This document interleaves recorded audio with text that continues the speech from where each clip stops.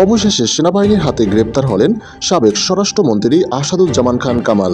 সরকারি কর্মকর্তা কর্মচারীদের কোন জায়গা যেমন বিমানবন্দর, ডিপ্লোম্যাটিক এরিয়া, সেক্রেটারিয়েট। স্বরাষ্ট্রমন্ত্রী আসাদুজ্জামান খান কামালের ধানমন্ডির বাসভবনে আগুন দেওয়া হয়েছে। ফ্যাসিস্ট শেখ হাসিনাকে আমরা বাংলাদেশে ফিরিয়ে এনে গণহত্যার দায়ে দণ্ডিত করব। আসসালামু আলাইকুম দর্শক মণ্ডলী, আজকের ভিডিওতে আপনাদের সামনে কয়েকটি প্রতিবেদন তুলে ধরবো। সেখানে বলা হচ্ছে যে স্বরাষ্ট্রমন্ত্রী আসাদুজ্জামান খান কামাল, যিনি বর্তমানে স্বরাষ্ট্রমন্ত্রী নয়, সাবেক স্বরাষ্ট্রমন্ত্রী, তিনি কিন্তু সেনাবাহিনীর হাতে বিমানবন্দরে আটক হয়েছেন এবং তার বাড়িতে কিন্তু অগ্নিসংযোগ করা হয়েছে এবং তার বাড়িতে কি কি খুঁজে পাওয়া গেল, কত কোটি টাকার সম্পদ পাওয়া গেল, সম্পূর্ণ কিন্তু আজকের ভিডিওতে আপনাদের সামনে তুলে ধরা হবে। দর্শক মণ্ডলী, কথা না বাড়িয়ে আমরা প্রতিবেদনগুলো আপনাদের সামনে তুলে ধরেছি। এক করে সম্পূর্ণ প্রতিবেদনগুলো শুরু থেকে শেষ অবধি একটু মনোযোগ দিয়ে দেখে আসুন। অবশেষে সেনাবাহিনীর হাতে গ্রেপ্তার হলেন সাবেক স্বরাষ্ট্রমন্ত্রী আসাদুজ্জামান খান কামাল। আজ রাত 8:20 হযরত শাহজালাল আন্তর্জাতিক বিমানবন্দর থেকে গ্রেপ্তার হন।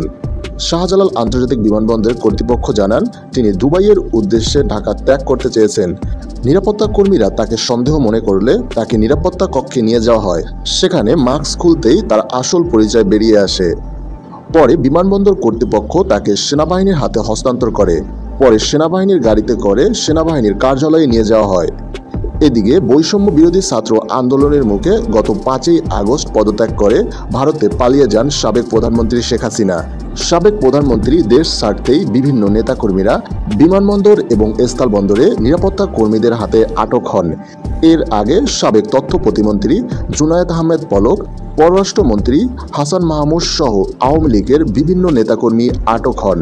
এদিকে সাবেক স্বরাষ্ট্রমন্ত্রীর গ্রেপ্তারে ছাত্র বৈষম্য বিরোধী আন্দোলনের নেতাকর্মীরা বলেন, ছাত্র হত্যায় সরাসরি জড়িত থাকায় তাকে উপযুক্ত শাস্তির আওতায় আনা হবে। স্বরাষ্ট্রমন্ত্রী আসাদুজ্জামান খান কামালের ধানমন্ডির বাসভবনে আগুন দেওয়া হয়েছে। সোমবার দুপুর 3:30টার দিকে এই দৃশ্য দেখা যায়। ভিডিও ফুটেজে দেখা গেছে ফটক ভেঙে হাজারো আন্দোলনকারী স্বরাষ্ট্রমন্ত্রীর বাসায় ঢুকে পড়েছেন। বাড়ির ভেতর থেকে ধোঁয়া বের হচ্ছে, ভেতরে ভাঙচুরও চলছে। এদিকে প্রধানমন্ত্রী শেখ হাসিনা ও তার বোন শেখ রেহেনা দেশ ছাড়ার পর গণভবনে ঢুকে পড়েছে অসংখ্য মানুষ। মিছিল নিয়ে গণভবনের ভেতরে ঢুকে পড়েন তারা। সোমবার বেলা 2:30টার পর তারা গণভবনের ভেতরে ঢুকে পড়েন। গণভবনের মাঠে তাদের হাত উঁচু করে উল্লাস করতে দেখা যায়। এর আগে বেলা 2:30টায় বঙ্গভবন থেকে একটি সামরিক হেলিকপ্টার শেখ হাসিনাকে নিয়ে যাত্রা করে। এ সময় তার সঙ্গে তার ছোট বোন শেখ রেহেনা ছিলেন। সংশ্লিষ্ট সূত্রে জানা যায়, তারা হেলিকপ্টারে ভারতের পশ্চিমবঙ্গের উদ্দেশ্যে। আমরা যে প্রতিশ্রুতির ভিত্তিতে আসলে এই অভ্যুত্থানটি সংগঠিত করেছিলাম এবং আমরা বলেছিলাম, আমরা কিন্তু শুধু স্বৈরাচারের পতন নয়, কিন্তু ব্যক্তির পরিবর্তন নয়, আমরা ব্যবস্থার পরিবর্তন চাই। ফ্যাসিস্ট ব্যবস্থার সমূলে উৎপাটন আমরা চাই।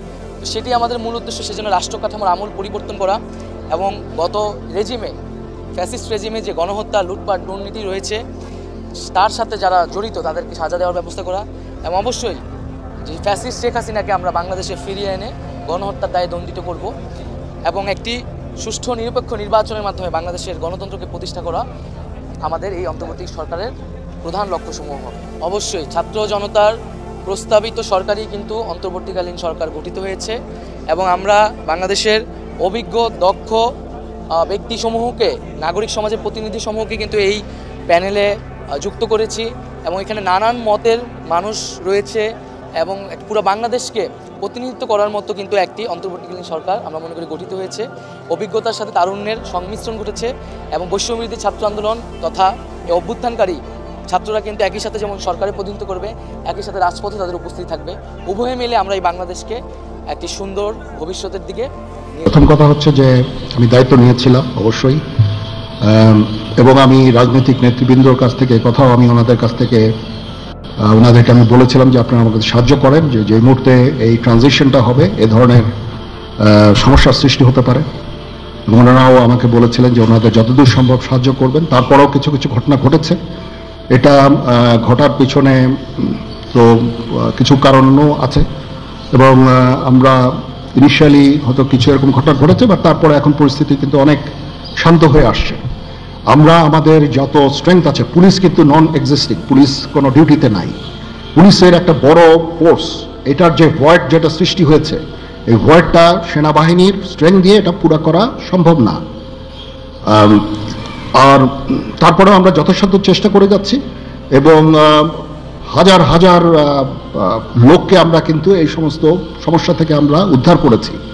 বহু পুলিশ, আমার জানা মতে বহু পুলিশ, অনেক থানা, তারপরে সরকারি কর্মকর্তা কর্মচারীদের রেস্কিউ করা, এই সমস্ত কাজগুলো আমরা করেছি। আমরা যেমন ইম্পর্টেন্ট জায়গা যেমন বিমানবন্দর, ডিপ্লোম্যাটিক এরিয়া, সেক্রেটারিয়েট, জাজেসদের অ্যাকোমোডেশন, তারপরে সেক্রেটারিদের অ্যাকোমোডেশন, এই সমস্ত গুরুত্বপূর্ণ জায়গাগুলি আমরা প্রোটেক্ট করছি এবং বিভিন্ন জায়গায় পেট্রোলিং করা হচ্ছে। তারপরেও একটা ইনিশিয়ালি দু একদিন এটা হয়েছে, সেজন্য আমি অত্যন্ত দুঃখিত এবং বিব্রত। যাই হোক, এটা আমার যে স্ট্রেংথ যা ছিল এটা নেভি এয়ারফোর্সও তারা তাদের মতো করে করেছে, আমরা যথাসাধ্য চেষ্টা করেছি, তারপরেও কিছু হয়ে গেছে। এটা আমার জাস্ট সিম্পলি আমাদের এনাফ স্ট্রেংথ ছিল না।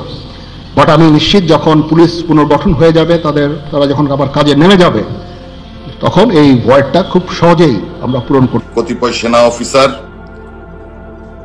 চক্রান্তের মাধ্যমে তাকে বাধ্য করেছেন যে আপনারা দিশেহারা হবেন না, আপনারা সংগঠিত হন, প্রতিরোধ করুন। সম্মানিত দর্শক, সম্পূর্ণ ভিডিওটি দেখলেন। এই ভিডিও সম্পর্কে অবশ্যই আপনার মূল্যবান মতামত কমেন্টে জানাবেন।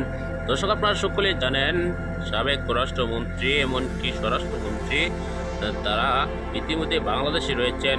ইতিমধ্যে জানা গিয়েছে পালানোর সময় আটক হয়েছেন সাবেক পররাষ্ট্রমন্ত্রী আটক হয়েছেন বলে খবর প্রকাশিত হয়েছে। এখন দর্শক মূল্য, আপনারা তখন ধরে কিন্তু কয়েকটি প্রতিবেদন প্লাস ভিডিও দেখে এসেছেন, সেগুলো নিয়ে আপনার মূল্যবান মন্তব্য আপনি কিন্তু অবশ্যই কমেন্ট বক্সে লিখে জানাবেন। তার আগে আপনাদের আরো কিছু তথ্য আমি জানিয়ে দিই। সেটি হলো যে বর্তমান বাংলাদেশের যে সিচুয়েশন, সেটা কিন্তু আপনারা অনেকেই জানেন। গতকাল গোপালগঞ্জে কি হয়েছে, গোপালগঞ্জে আওয়ামী লীগ সমর্থক যারা রয়েছে শেখ হাসিনাকে ফিরিয়ে আনার দাবিতে রাজপথে নেমেছিল এবং সেখানে কিন্তু সেনাবাহিনীর সাথে তাদের একটা সংঘর্ষ হয় এবং সেই সংঘর্ষে 10 জন কিন্তু আহত হয়েছে, সেনা সদস্যরাও সেখানে আহত হয়েছেন এবং সেনাবাহিনীর একটি গাড়ি কিন্তু টোটাল পুড়িয়ে দিয়েছে আওয়ামী লীগের নেতাকর্মীরা। পরবর্তীতে এই বিষয়টি নিয়ে কিন্তু এখন পর্যন্ত সেখানে গত রাতে বিপুল পরিমাণ সেনা মোতায়েন করা হয়েছে এবং রাতে বিভিন্ন সামাজিক যোগাযোগ মাধ্যমগুলোতে শোনা যাচ্ছিল যে গোপালগঞ্জে সেখানে সেনাবাহিনী সরাসরি অ্যাকশনে গিয়েছে এবং এক কথায় বলতে গেলে সেখানে শান্তি নিশ্চয়ই ফিরে আসবে। তার পাশাপাশি সারা বাংলাদেশ ব্যাপী কিন্তু সংখ্যালঘু হিন্দুরা কিন্তু মাঠে নেমেছে। আমরা গতকাল ঢাকা এবং চট্টগ্রামে দেখেছি তারা কিন্তু তাদের কয়েক দফা দাবি জানিয়েছে, যে দাবিগুলো আদায়ের লক্ষ্যে তারা কিন্তু এখন মাঠে নেমেছে এবং অনেকেই কিন্তু এখানে ষড়যন্ত্রের গন্ধ পাচ্ছেন এবং অনেকেই বলতেছেন যে সংখ্যালঘু নামে এখানে ছাত্রলীগ এবং যুবলীগের নেতাকর্মীদের মাঠে নেমে পরিবেশ উত্তপ্ত করার চেষ্টা করা হচ্ছে এবং নতুন যে সরকার, অন্তর্বর্তীকালীন সরকার ডক্টর মোহাম্মদ ইউনূসের সরকারকে উৎখাত করার একটা পরিকল্পনা চলতেছে। তো দর্শক মণ্ডলী, এই বিষয়গুলো নিয়ে কিন্তু আপনি অবশ্যই আপনার সুচিন্তিত মতামত কমেন্ট বক্সে লিখে জানাবেন। বিশেষ করে বর্তমান সময়ে বাংলাদেশে ঘটে যাওয়া সকল আপডেট সংবাদগুলো যদি আপনারা সবার আগে ঘরে বসে জানতে চান, তাহলে কিন্তু অবশ্যই বিডি নিউজ 24 চ্যানেলটিকে যারা সাবস্ক্রাইব করেছেন ইতিমধ্যে তাদেরকে অসংখ্য ধন্যবাদ। আর যারা এখন পর্যন্ত চ্যানেলটিকে সাবস্ক্রাইব করেননি, চ্যানেলটিকে সাবস্ক্রাইব করে 5 টাকা বেল আইকনটি বাজিয়ে সাথেই থাকবেন। আপনাদের দেখাবে নতুন কোনো পরবর্তী ভিডিওতে নতুন কোনো তথ্য নিয়ে। সে পর্যন্ত সবাই ভালো থাকুন, সুস্থ থাকুন। আসসালামু আলাইকুম।